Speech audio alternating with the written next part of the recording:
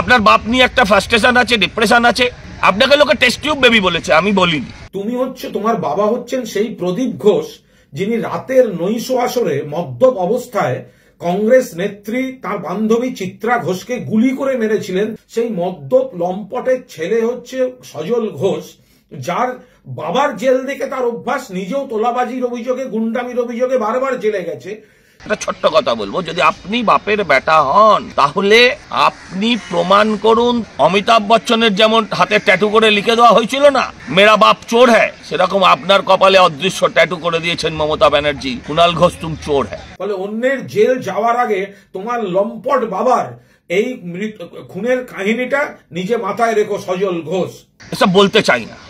আপনি আপনার বাবা সম্বন্ধে আপনার তখনকার অফিস থেকে বহিষ্কৃত হবার পর আমাকে যেগুলো বলেছিলেন সেগুলো যদি আজকে ক্যামেরার সামনে বলে দিই, আপনার স্বর্গত পিতা এবং আপনি এবং আপনার পরবর্তী প্রজন্ম সবাই লজ্জিত।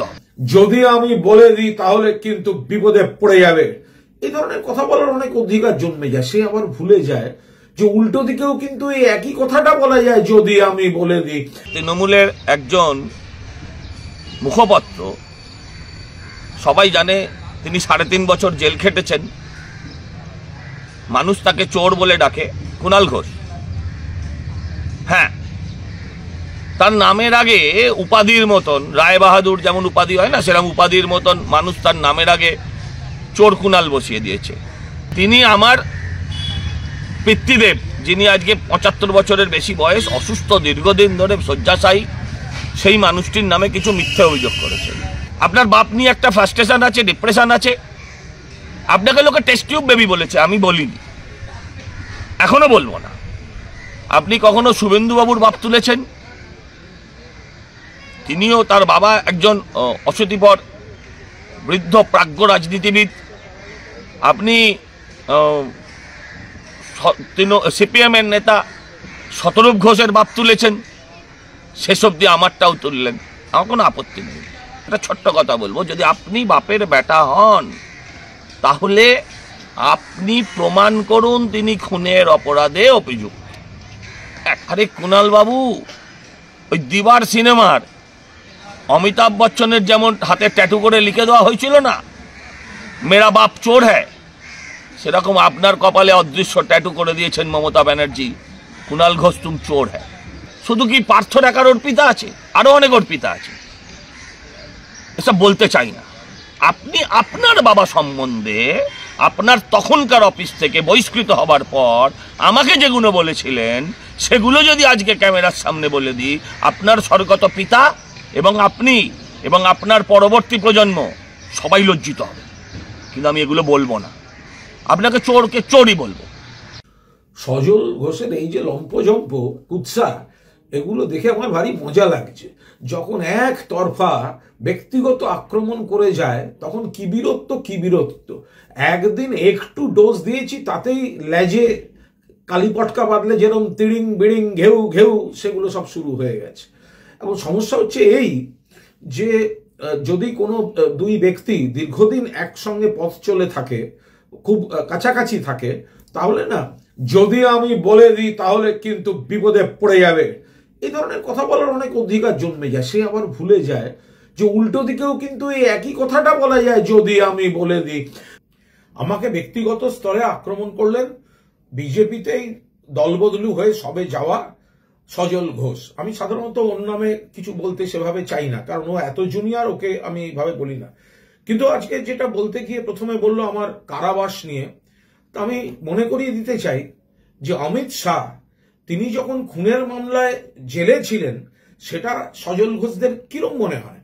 2 নম্বর, আমি বলতে চাই, কথায় কথায় সজল আমাকে কারাবাসের কথা বলে একটা সময় আমার পেছনে ঘুরতো, তো সেই আমি মনে করিয়ে দিতে চাই, সজল তুমি তোমার বাবা হচ্ছেন সেই প্রদীপ ঘোষ যিনি রাতের নৈশ আসরে মদ্যপ অবস্থায় কংগ্রেস নেত্রী তার বান্ধবী চিত্রা ঘোষকে গুলি করে মেরেছিলেন। তোমার বাবার বিরুদ্ধে সেই মহিলার মৃত্যুর অভিযোগ ছিল এবং তোমার বাবা গ্রেপ্তার হয়েছিলেন।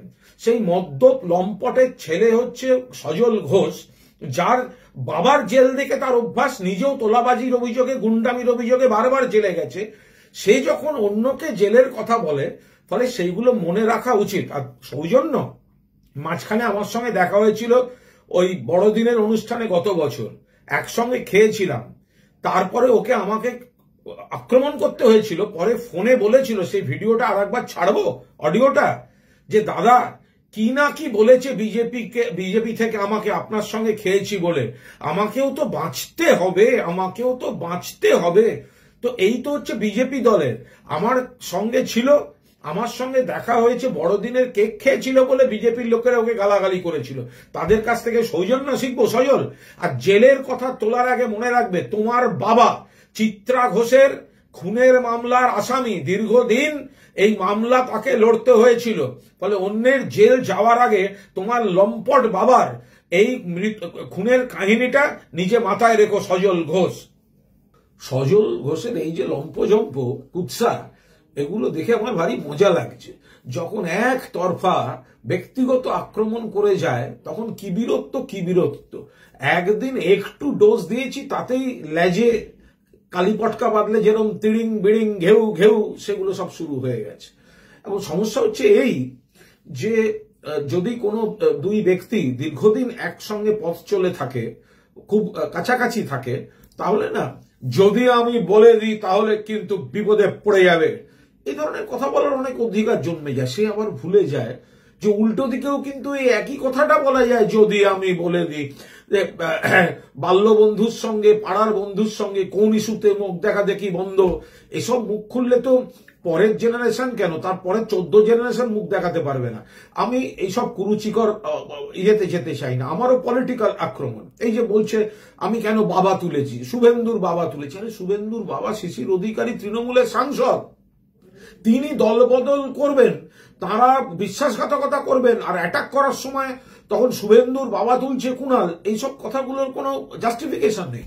আর এত কথা সজল বলছে হাস্যকর। ও কেন গেছে? ও দল বদলেছে কি কোনো নীতিতে, কোনো আদর্শে, বিজেপিকে ভালোবেসে? না, সজল গেছে 50 নম্বর ওয়ার্ডের টিকিটের জন্য। একটা এমএলএ, এমপি, কাউন্সিলর না পেলে যাদের অস্তিত্ব, রোজগার সমস্ত বন্ধ হয়ে যায়, তো সেরকম একটা মানসিকতা দেখিয়ে ফেলছে। আমার সঙ্গে শেষেও ও বলেছে আমি চেষ্টা করেছি ওকে দলে রাখতে, 100 বার চেষ্টা করেছি আমি ওকে দলে রাখতে। একটা অ্যাক্টিভ ছেলে, কেন দলে রাখার চেষ্টা করব না? এটা যে মুখ থেকে বেরিয়ে গেছে তো ভালো কথা। তো তাহলে দেখুন, যে ওকে দলে রাখার চেষ্টা করেছে এত নীচ যে তার বিরুদ্ধেও কুৎসা করতে ছাড়ে না এরা, উপকারীদের পিঠে ছুরি মারে। এইটা হচ্ছে চরিত্র। হ্যাঁ, ওকে আমি ও যাওয়ার আগেও ও আমার সঙ্গে গেছিল আমাদের দলের রাজ্য সভাপতি সুব্রত বক্সির কাছে, বৈঠক হয়েছিল। ওর চাহিদা ছিল 50 নম্বর ওয়ার্ডে ওকে টিকিট দিতে হবে। সেটা স্বভাবতই আমাদের সভাপতির পক্ষে সম্মত হওয়া সম্ভব হয়নি, কারণ আমাদের সিটিং কাউন্সিলর মহিলা কাউন্সিলর ছিলেন। ফলে সেই জায়গায় দাঁড়িয়ে যেহেতু একটা কংক্রিট ডিসকাশনে পৌঁছয়নি, তো ও চলে গিয়েছে। যদি তৃণমূল টিকিট দিত, আজকেও তৃণমূলে থেকে Amit Shah, Narendra Modi go back, BJP হাটাও, শুভেন্দু চোর বলতো, শুভেন্দু সিবিআই এর এফআইআর নেমড চোর, দালাল বলতো। তা এখন যেহেতু তৃণমূল টিকিট দিতে পারেনি, টিকিটের জন্য গেছে, ঘটনাচক্রে জিতেছে, ফলে এখন তার অন্য চেহারা বেরিয়ে যাচ্ছে। ভাগ্যিস এইসব মালপত্র তৃণমূল থেকে জিতে আসেনি। যাক সজল, তুমি ভালো থেকো। যে একতরফা গালাগালি করে যাওয়ার মধ্যে তোমাকে যে কিছুক্ষণ তোমার সদল বল পোষা বাহিনীকে নিয়েও তিড়িং বিড়িং করতে হচ্ছে, এতে মোগাম বউ খুশ হুয়া।